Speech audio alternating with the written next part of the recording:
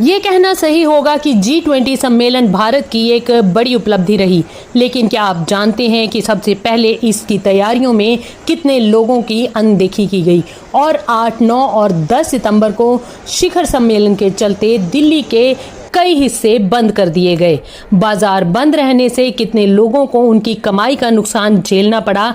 दरियागंज के आसपास के थोक बाजारों जैसे कि चांदनी चौक, खारी बावली, सदर बाजार, कूचा महाजनी, कश्मीरी गेट, भागीरथ पैलेस समेत अन्य बाजार आम दिनों की तरह ही खुले रहे, पर जो बाजार बंद रहे उनको प्रशासन और अधिकारियों की तरफ से कोई जानकारी नहीं थी कि बाजार बंद रहेगा या खुला रहेगा, जिससे व्यापारी खासे नाराज रहे।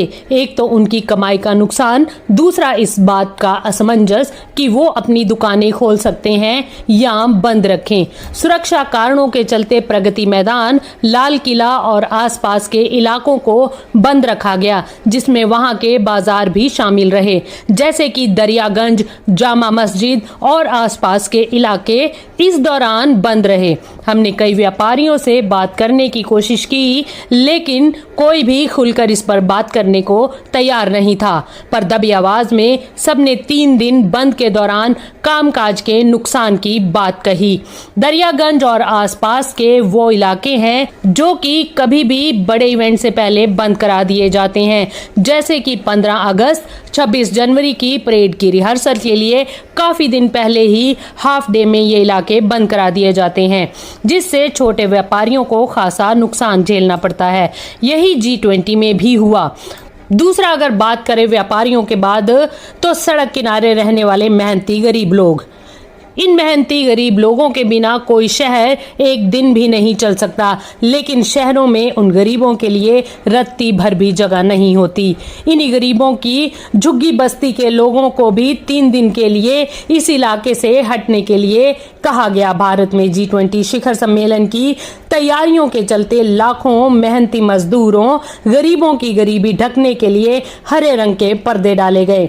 भिखारियों, बेघर लोगों और सड़क पर दुकान लगाने वालों को हटाने के लिए पुलिस ने बाकायदा अभियान चलाया। झुग्गी झोंपड़ियों वाले आशियाने को नष्ट कर दिया गया। इन सारे अभियानों में भारत के सुप्रीम कोर्ट के निर्देशों को भी अनदेखा किया गया। इसके लिए प्रशासन और पुलिस ने उचित नोटिस और ट्रांसफर प्लान देने की भी जरूरत नहीं समझी। दिहाड़ी भीख मांग कर गुजारा करने वाले लोगों को शहर से बाहर कर दिया गया।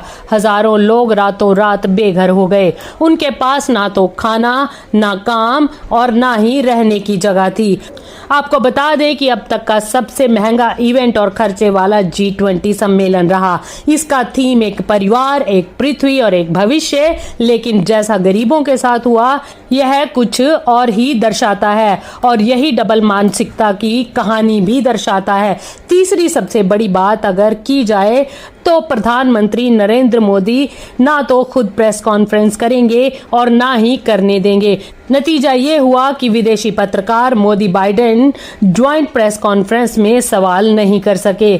जब बाइडेन वियतनाम की राजधानी हनोई पहुंचे तो उन्होंने 40 मिनट की प्रेस कॉन्फ्रेंस की और बताया कि उन्होंने पीएम मोदी से मानवाधिकारों और कमजोर तथा पिछड़ों पर हो रहे हमलों को लेकर बात की है। अगर यहाँ ये प्रेस कॉन्फ्रेंस होती तो मीडिया मणिपुर पर सवाल करता और मोदी इसका जवाब नहीं दे पाते। बात की जाए अगर तुर्की राष्ट्रपति की, तो तुर्की राष्ट्रपति ने G20 के मंच से प्रेस कॉन्फ्रेंस कर इस्लामोफोबिया और मुसलमानों पर अत्याचार और मुकद्दस कितातों की बेहुरमती को अस्वीकार्य कदम बताया है। जिस देश में 80% लोगों को 5 किलो अनाज मुफ्त बांटा जाए, वहां 4200 करोड़ एक इवेंट पर खर्चा होना चिंताजनक बात है।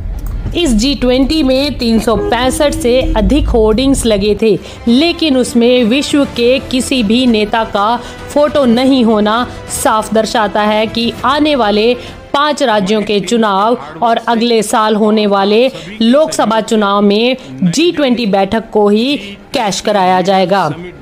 क्योंकि डोमेस्टिक मुद्दों पर सरकार नाकाम रही और गरीबी, बेरोजगारी, महंगाई जैसे कोर मुद्दों पर सरकार के पास बोलने को कुछ है ही नहीं।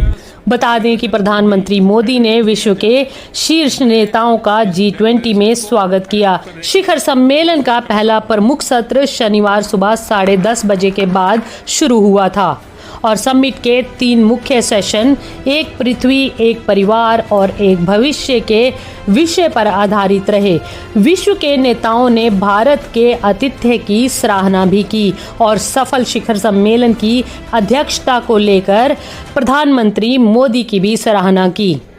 वैश्विक नेताओं ने ये जिक्र किया कि देश के एक पृथ्वी, एक कुटुंब, एक भविष्य संदेश की गूंज सभी प्रतिनिधियों के बीच जोर से सुनी गई। भारत की अध्यक्षता में हुई G20 की बैठकों में 73 ऐसे मामले थे जो विश्व की मौजूदा समस्याओं से जुड़े हुए थे। उनका हल निकालने पर सहमति बनी, जबकि 39 मामलों पर जरूरी दस्तावेजों के साथ सहमति बनाने पर चर्चा हुई।